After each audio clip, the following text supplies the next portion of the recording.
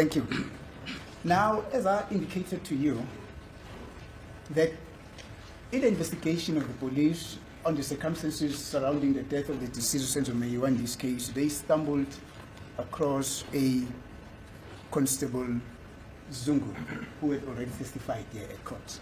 And do you know him? Yamas. I do know him. So you've got some certain degree of relationship with him. Okusho ukuthi kukhona ukuhlanganisayo naye yena uSizwe Sikhumbuzo Zungu. Kukhona ukuhlobana okukhona phakathi kwakho naye. Yebo kukhona. That's correct. Thank you. Your name featured a lot in the testimony of Mr. Zungu. And he testified, we'll get into that very shortly. He testified about the incidents that panned out on the 26th of October 2014, which is the date on which the deceased in this case was killed. Efakaza ke mayelana nokwenzeka ke ngazo i26 October 2014 ekuyilona ke ilanga umufi ashona ngalo. Now, basically, he sketched his testimony on your involvement in this case around that day. He sketched his testimony about your involvement around this case around that day. He sketched his testimony about your involvement in this case around that date. Ukuthi ke wena ke uhlangana kanjani ke mayelana nalokho ke noma nalokho okwenzeka ngazo ke i26 October 2014 ubufakazi bakhe ke ebobusho ngale yondlela lapho ukuthi wena ke uhlangana kanjani ke nalesigameko lesi. Thank you. Now, this is what he said. That on the 26th, in the morning of the 26th of October 2014, you gave him a call. Kubufakazi bakhe ke akusho ukuthi ke ekseni ke ngazo i26 October 2014 wena ke wamshayela ucingo wena washayela yena ucingo. Ngamanga. He's telling lies. We will come to that. Why do you say he is lying? Now, he further said that as you gave him a call, it was because he wanted to know if he would be able to come to forceful arrest on that day. Uthi ke isizathu sokuthi ke wena ke wamshayela ucingo ngalelo langa kwakuwukuthi ke efuna ukuzwa kuwena ukuthi wayengeza yini eforceful arrest ngalelo langa lelo. Hayi ukhuluma mama. No, he told lies. Thank you.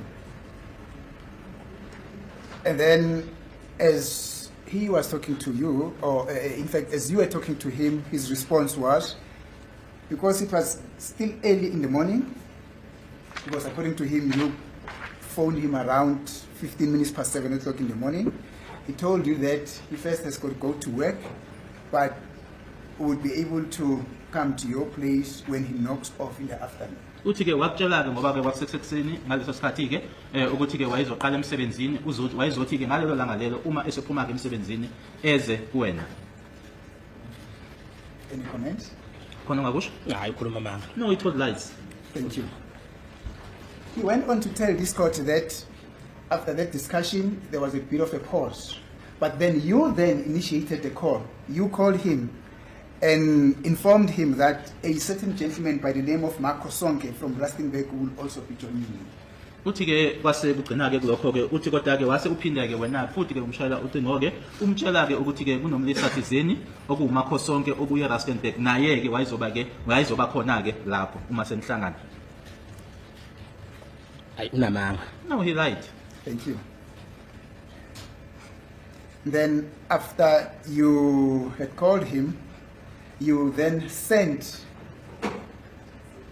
him, Zungu, Makosoke's contact details. In other words, after you had spoken to him, you then sent Makosonke's details over to him. That is now Constable Zungu. Uthi ke muva kokuthi senikhulumileke wase wena ke umthumela imininingwane kaMakhosonke. Magama ke imininingwane kaMakhosonke wena wayithumela kuyena uConstable Zungu. Ayikhuluma mama. Now he told lies. Thank you.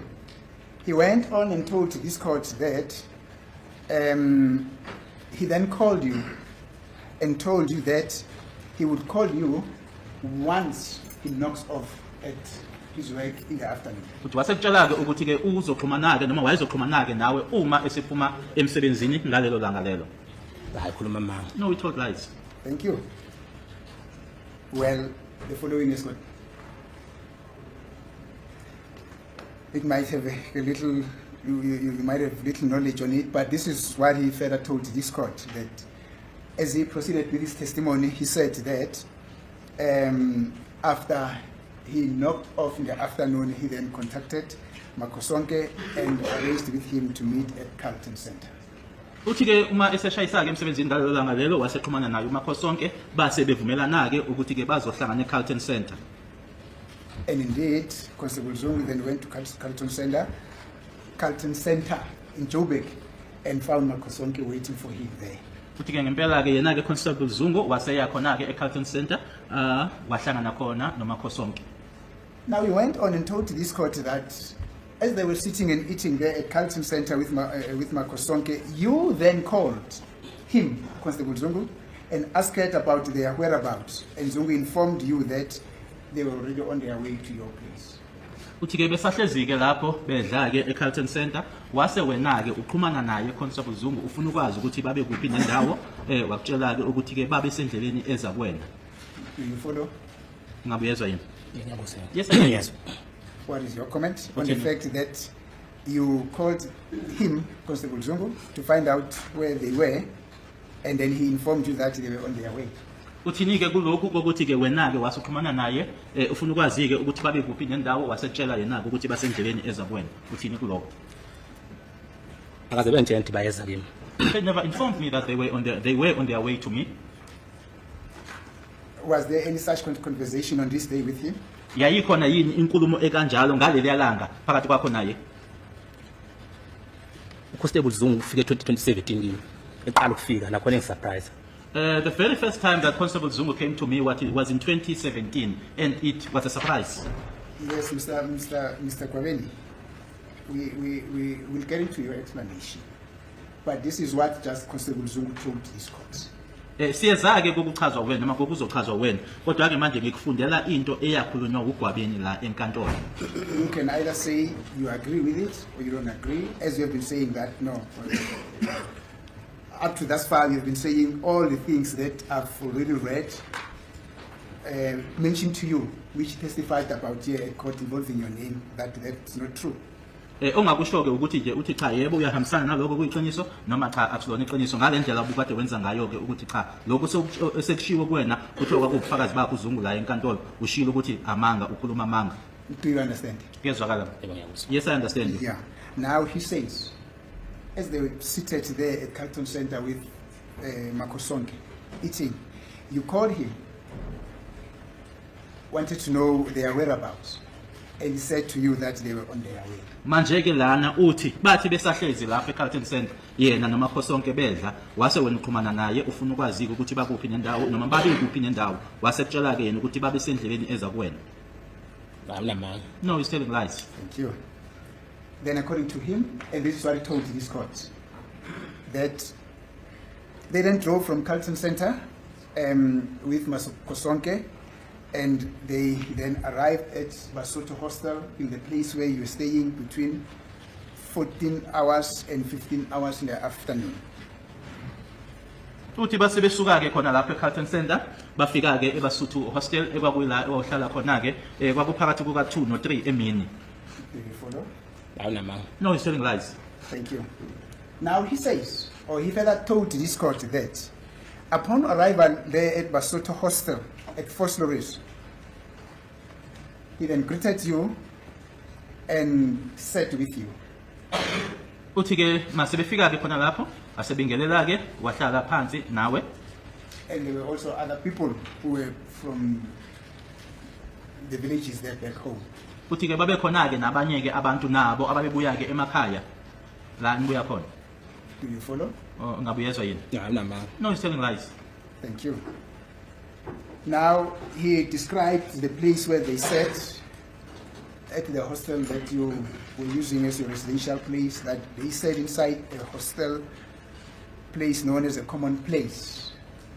I don't know what place is that, but I think maybe that's where people just go and sit. But that was his testimony here in court. He was never clarified what kind of a place was it. But he said, you, him, and these other people that he said were from back home, they're in the villages. They sat at this place known as a common place.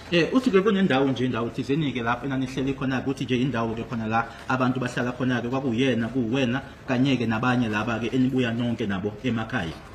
Unamanga. Telling lies. Thank you. Then he further told this court that as they were sitting, as you were sitting at that common place, then Makosonke told him that he had a bottle of Jamison. Uthi ke nathi nesahlezi nonke ke lapho uMakhosonke wabe sesho ke ukuthi yena ke wayenebhodlela leJameson. Hayi unamanga. No, he's telling lies. Yeah, he just explained further to this court that that was just not a mere sitting. You guys were talking, eating, drinking, and you're also having some fun through dancing. Uyasho nje ukuthi ke indlela nanihlezi ngayo ke lapho kwakudliwa nanikuxoxa kwakuphuzwa ke lapho nani ijabulele nje. Awunamanga. Who is lying? He further told this court that amongst the first people that he was able to recognize as the patrons who were there, it was accused number 1, Muzi Sibia. Uthi ke omunye ke babantu oqala ke athi uma babona ke wamazi ke lapho kwakuyena uMuzi Sibiya abantu ababekhona lapho. Hayi unamanga. No, he's telling lies. Thank you. Now remember, we're talking about what he says happened according to him on the 26th of October 2014. Ukhumbuleke lana ukuthi ke lana sisho into yena ke eyakhulunywa uyena la enkantolo ethi yenzeka ngazo i26 ka October 2014 khona lapha yana ehostel. Do you follow? Uyezwa kahle?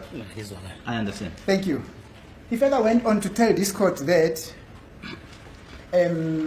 accused number 2, Mr. Ntanzi, accused number 3, Mr. Mnyube, and accused number 5, Mr. Ntuli, were there upon his arrival. Waqhubeka ke kubufakazi bakhe ke ethi umsola wesibili umnumzana uNtanzi, umsola wesithathu umnumzana uNcube kanye nomsola wesihlanu umnumzana uNtulu babe khona lapho ngesikhathi yena afika ngaso. Unamanga. He's telling lies. Thank you. And then he further told this court that because of the fact that he could no longer remember other people who were around there, because he then spent most of the time around Gauteng here, then you took the liberty to introduce some of the people that he found there to him. Uthi ngoba ke isikhathi esiningi ke yena wayese esichithelana ke eGoli engasabakhumbuli ke abanye basemakhaya kwaba wena ke owathi ke wamchazela noma ke wethula abanye kuyena. Unamanga. He's lying. Thank you. Then he went on to tell this court in his testimony that you then specifically reminded him about accused number 3, and you said accused number 3 was also known as Gaza, and you also reminded him about accused number 2, who's Mr. Ntanzi, who's also known as Mafiga.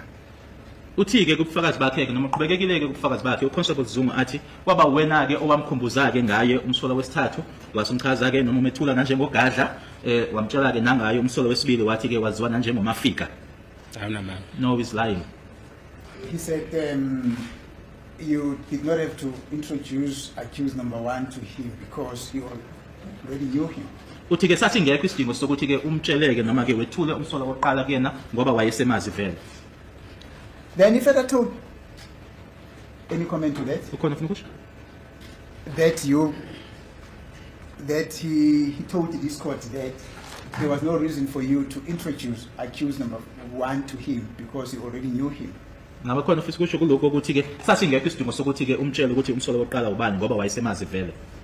Hayi ukhuluma amanga. No, he's telling lies. Thank you. Then he went on to tell this court that subsequent to that, then accused number 5 arrived, and you also introduced him to him as well and told him who he was. Yes. Uthi ke kulokho kwase kufika yena ke umsola wesihlanu wasomtshela wena ke ukuthi ke ubani. Aqamba amanga. No, he's telling lies. He specifically told this court that you specifically told him that accused number 5 was Nkani. Kwaba wena owamtshela ukuthi ke umsola wesihlanu unkani. Awunamanga. No, he's telling lies. Now he's busy sketching out what happened there on the 26th of October 2014. Manje ke uyachaza ke noma ke usho lokhu okwenzeka ke khona lapha yana ngazo i26 October 2014.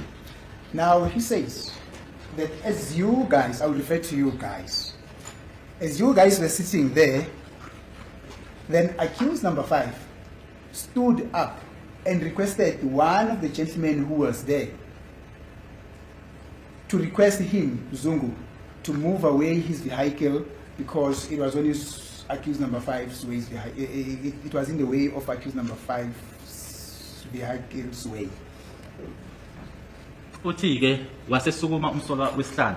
Wase ke umsola wesihlanu ecela ke omunye ke wabelisa ke babelapha yana ukuthi ke acele yena uZungu ukuthi ke uZungu azosusa ke imoto yakhe ngoba ke imoto yakhe ke yayisendleleni yemoto yakhe uMnumzana uNtuli. Unamanga. He's telling lies. He said that indeed accused number 5 obliged